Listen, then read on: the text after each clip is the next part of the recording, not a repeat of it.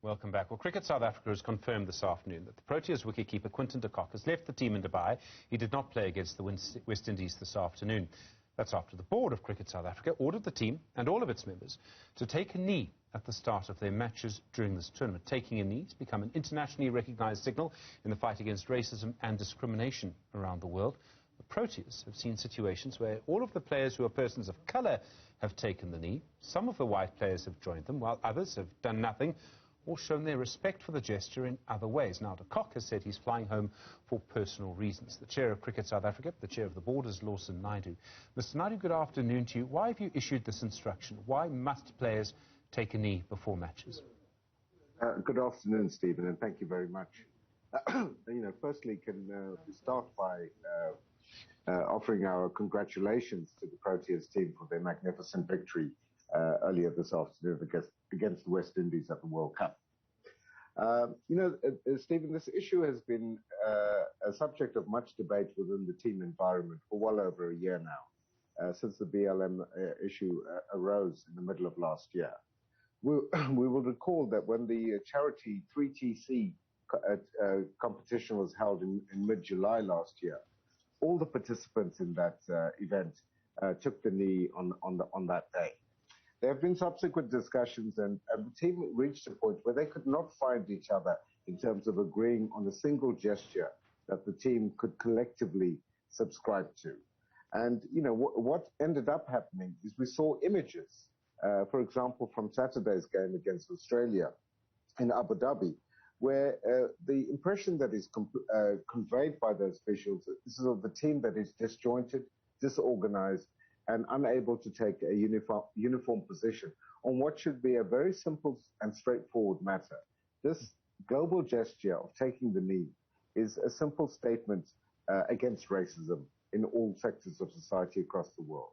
And we therefore felt that if the team were unable of their own to come to a decision as to how to deal with it, that it was then incumbent on the board as the custodians of the game of cricket in South Africa to discuss the matter, which we have done, and we've agreed unanimously to issue the directive to the team, which was, in fact, adhered to by the team before the game against West Indies earlier today. I'm going to come back to the principle, because there are important moral principles about what you mentioned in a moment. But just as a fact, Quinton de Kock, he says he's leaving the team for personal reasons. Just to be clear, do you believe he's leaving because of the instruction you issued today? I've no idea, Stephen, and I'm really not able to comment on that. We will obviously get a report in due course from team management about the circumstances surrounding, firstly, Quinton de Kock's making himself unavailable for today's game, and on the broader issue as well. And until such time as we've received the report, I think it would be irresponsible to comment on that. Okay. Then to the issue. Now, I made the point it's complex. In a way it's complex, in a way it's not. It's an important moral issue and a philosophical issue. People who oppose this would probably make this argument. They would say that to take a knee is a political statement, that people who are playing cricket, that they should not be ordered to make a political statement. That would probably be the argument that they would bring. How would you respond to that? Well, I think it's not a political statement. It's a statement about standing up to fight against racism. Given our particular history in South Africa, we should be global leaders in this, in showing the world a way in which we can come together to defeat racism and defeat all other forms of discrimination. The diversity that we have in South Africa should be the glue that binds us together to be able to reflect on the history of this country and lead the world in opposing racism and creating mechanisms to combat it effectively. And that's really all that we're asking of the players to do in this instance. And, as I said, there have been ongoing discussions within the team environment about this. And, we felt it was important that the team be assisted in this approach. And therefore, the board took the very rare decision of, issuing a direct instruction to the team that this is what we expected of them. I had a meeting this morning with the director of cricket, the team coach, the captain, and the team manager to convey the sentiments and the decision of the board. It was accepted, and it was in fact implemented, with the exception of the circumstances around Quinton de Kock, which are, as I say, not entirely clear at the moment. I suppose to come at it another way, you could argue that the team is making, particularly in this tournament, a political statement already, because they're singing the national anthem, right? And our anthem actually contains, I mean, not every national anthem around the world contains explicitly political statements, but ours does. Ours does. It says, just, on part of it, it says, let us live and strive for freedom in South Africa, dear land. I mean, if you believe that singing the anthem is correct, it makes an explicit political statement. You could argue that taking a knee must follow. It's the same thing. Taking a knee is letting us live and strive for freedom in South Africa, dear land.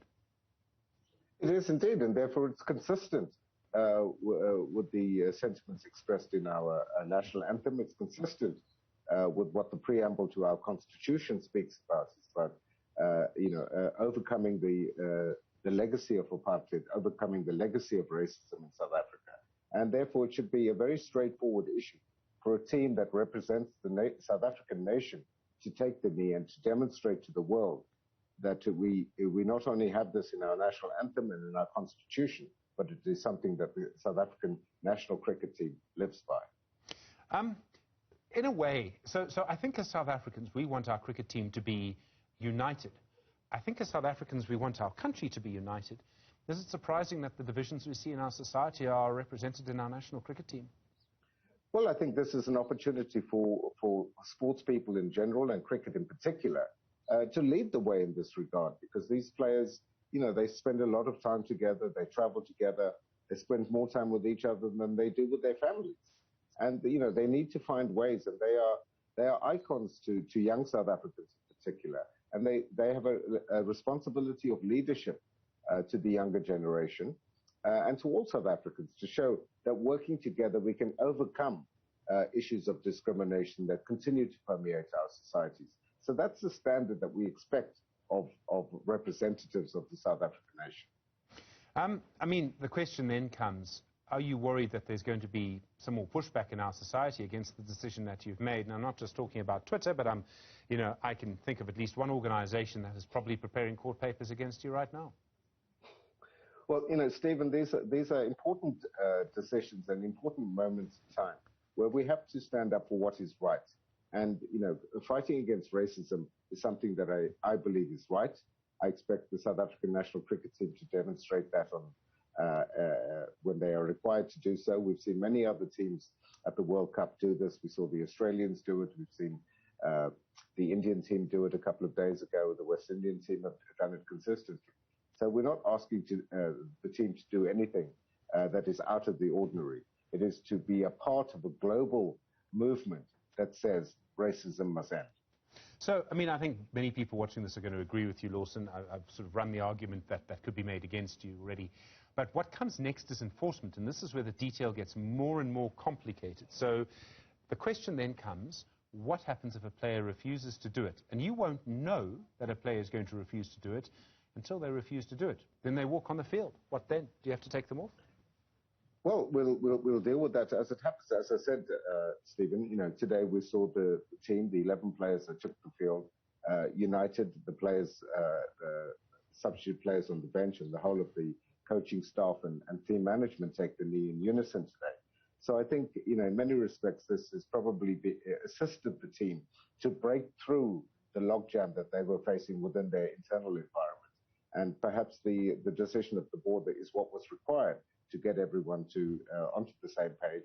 The discussions will undoubtedly continue, as they should and as they must. And the board will be interacting with the players when they get back. And this is an ongoing conversation that we need. As Cricket South Africa, we're in the process of developing for ourselves a 5-year strategy that is premised on the pillars of access, inclusivity, and excellence. And it's a strategy that we need the players to buy into, and for the team culture to fit snugly into that strategy and not run at odds with it. I mean, we've seen the divisions, and there's still, we've got the social justice hearings that are being chaired by Advocate Dumisani Sibeza at the moment as well. Do you worry that, in a bid to force unity, in a bid to try and create unity, and you could easily argue from today's result against the West Indies that this has already worked. You might find that you have a unified team. They might come back and find that not everyone in greater cricket agrees with your stance, and more division that you have to contend with. Well, I think, again, Stephen, this is a principled decision that the board has taken, that the fight against racism needs to be unequivocal. And that's the basis of our decision. And we will deal with the detractors as and when they arise, and we'll deal with those issues. We're certainly not afraid to confront that. This is a step forward for South African cricket, I believe, and it would help us to deal with some of the issues that have arisen in the SJN hearings, which deal with issues that go back to previous times in South African cricket.